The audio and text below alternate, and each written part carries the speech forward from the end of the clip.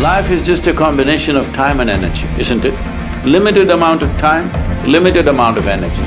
If you run into walls here and there, time and energy will go and your life will go. It's very important you run through the door, not through the wall. Yes, where there is openness, there you go.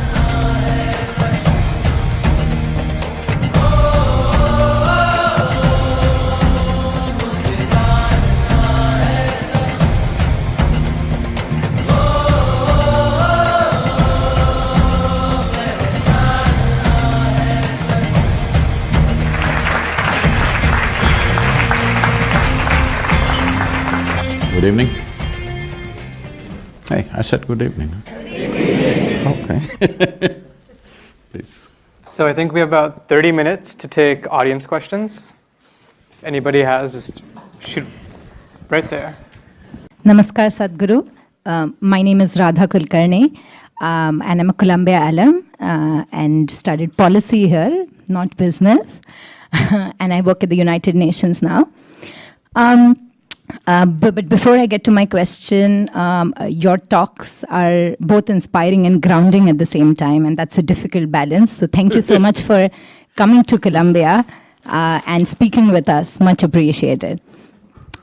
So my question to you, Sadhguru, is that there's so much suffering in the world. Like when I travel on work or otherwise, one observes that on the one hand, there is even lack of basic peace, or there's so much violence, and on the other hand, there is even lack of basic resources and abject poverty.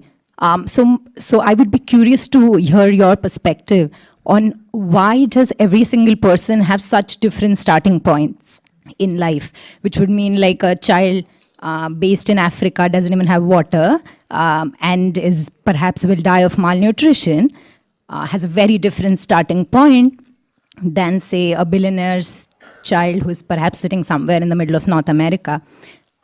So why this disparity? And then how and where it sits in the larger scheme of things, or in the cycle of the cosmos or life, if there is, if that's how we call it. And also then that gets me to the question of then who are we? That's a very Indian question.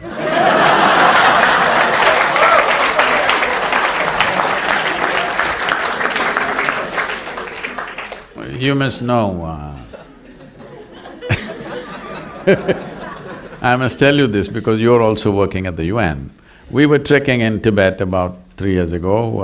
Every year we trek there. 3 years ago when I was going, there was people from over 40 countries trekking with me. So, one Indian person who lives in United States stood up to ask a question, and the question went on for over 8 minutes. You've been very brief. So the question was going on, and all this international audience, their heads were spinning because they're not grasping the question. Then I said, please relax, this is an Indian question. Because we have practiced asking questions for over 10,000–12,000 years.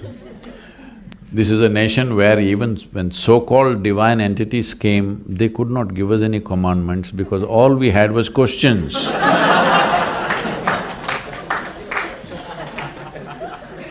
Relentless questioning. Then one Chinese lady who was working in United Nations for more than 30 years, she said, Sadhguru, even in those 30 years when I worked in United Nations, only Indians asked questions. Anyway, so why there is disparity? I thought you know the answer. There is disparity because those who have don't care about those who don't have. It's very simple. Those who have want to take more and more. Those who don't have, just don't have. There are various aspects. It found expression in many different ways, started with imperialism, and even now we're always seeing, every nation is seeing how we can take the maximum resource from everywhere else, isn't it? So, we know the source of the problem. What is the solution? The question. So, solution-wise, see, in 2016, they are telling me, some studies say, that in 2016 we produced enough food for 18.6 billion people. But we were only 7.1 billion people on that day. But still, 35% of the planet is malnourished. You were talking, you know the statistics better than me, you're in the United Nations. When we are producing 3 times more food than we actually need for the population, still 1/3 of the population is starving. Millions of children die of malnourishment all over. Not just in Africa, even in India. India has the highest malnourished population right now. You know, it's an evolutionary process. You know Charles Darwin? He told you that you were all monkeys, not me, okay? He told you were all monkeys and you became human. And today, the genetic scientists are saying that the difference between you and a chimpanzee in terms of DNA is only 1.23%. 1.23% is not much of a difference, isn't it? Huh? Hello? Not much of a difference, isn't it? So physiologically, that's how close we are to a chimpanzee. But in terms of our intelligence and awareness, we are worlds apart from a chimpanzee. Right now, largely, the first question started with that, largely our identities are still biological. If you say my race, it's biology. If you say my family, it's biology, isn't it? Largely, human identities are still biological. When you're biological, you're set within a small boundary. And when you're biological, your instinct of self-preservation is at its highest. In your intelligence or in your brain structure, there is something called as a reptilian brain, which is approximately the size of your fist here. So that is still working like a reptile, fixing boundaries all the time and trying to protect that boundary, which finds expression in so many different ways. But there's another dimension of intelligence, which is the cerebral cortex, which makes you a human being today, which thinks and struggles with these issues. If you were a tiger, you wouldn't care that, you know, a goat's child is hungry, you wouldn't care because after all it's your food, all right? But once you become a human being, you actually don't care, but still one part of you which makes you human makes you struggle. You need to empower that.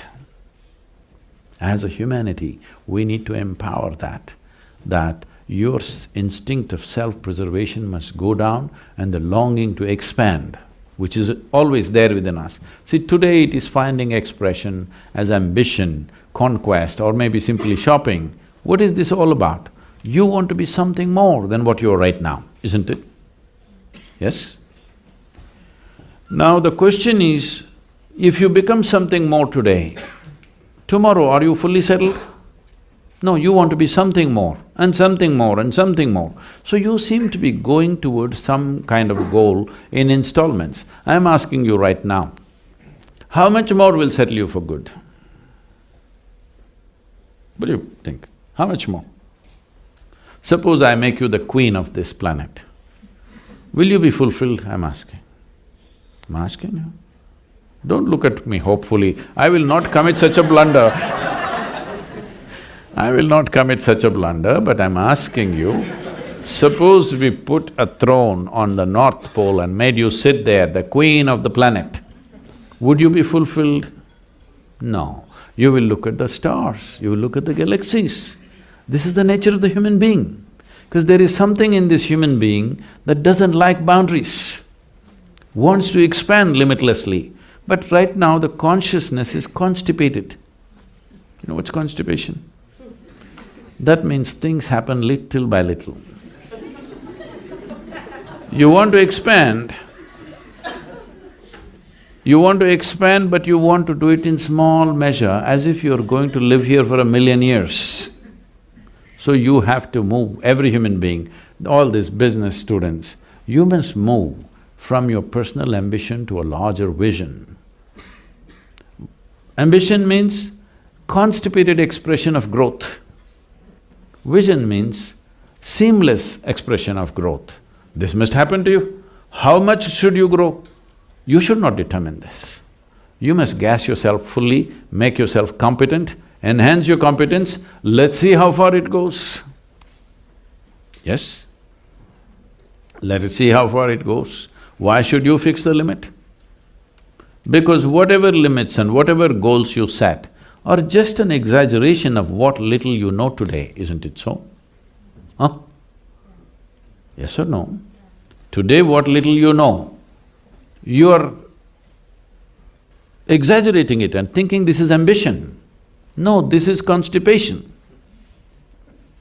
I know being in the university, now you passed out, being in the United Nations, you have much knowledge about many things. But all your knowledge, even if you have studied the libraries on this planet, all your knowledge is a minuscule compared to what this cosmic space is, isn't it? If you identify with this minuscule knowledge that you have, you will become a minuscule.